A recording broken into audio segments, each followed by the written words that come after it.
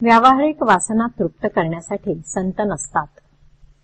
नोकरी पाहिजे असेल तर ती देणारा जिथे असतो तिथे आपण जातो। त्याप्रमाणे भगवंताची भेट घ्यायची असेल तर संत जिथे राहतात तिथे आपण जावे। परमेश्वराचे स्वरूप ओळखण्यासाठी संतांकडे जाणेच जरूर आहे।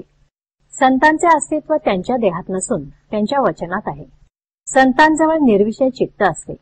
रात्री सर्वजण झोपल्यावर शिपाई जसे गस्त घालतात तसे साधू संत आमच्या गैरसावधतेत जागृत असतात। आपण झोपी गेलो असताना ते आपली वृत्ती तपासतात। एका बाईला मूल झाले पण त्याला आकडी येऊ लागली आणि ते पाळण्यात उगीच निपचित पडून असायचे। ते मूल बरोबर वाढेना, चांगले हसेना, खेळेना। मुलाची ती अवस्था पाहून आईला बरे वाटत नसे। अगदी तसेच संतांना वाटते। शिष्य केला खरा पण साधनात जर त्याची प्रगती होत नसेल तर संताला वाईट वाटते। शिष्याची प्रगती होत असेल तर संत स्वतःच्या प्रेमापोटी शिष्याला सजवील आणि त्याचे कौतुक करेल। संतांना फारसे कधी कोणी चांगले म्हणत नाही।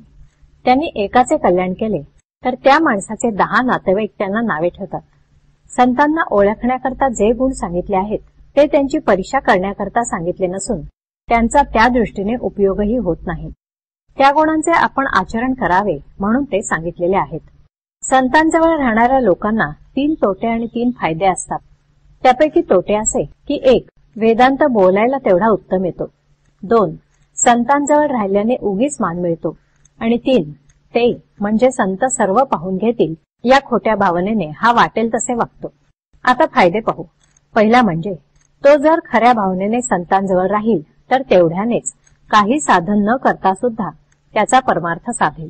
दुसरे, त्याला मान मिळेल पण तो स्वतःच्या मानाच्या अपेक्षेच्या पलीकडे राहील। आणि तिसरे, वेदांत त्याला बोलायला आला नाही तरी त्याच्या आचरणात येईल। म्हणून संतांजवळ राहणाऱ्याने ते सांगतील तसे वागावे। मानाची अपेक्षा करू नये आणि फारसा वेदांत बोलू नये। तोंडापर्यंत आले तरी दाबून टाकावे।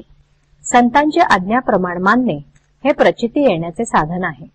व्यावहारिक वासना तृप्त करण्यासाठी संत नसतात हे ओळखून आपण त्यांची संगत करावी।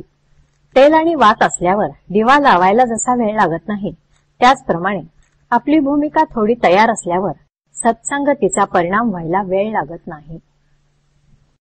संतांना ओळखण्यासाठी अनुसंधानाशिवाय दुसरे साधन नाही।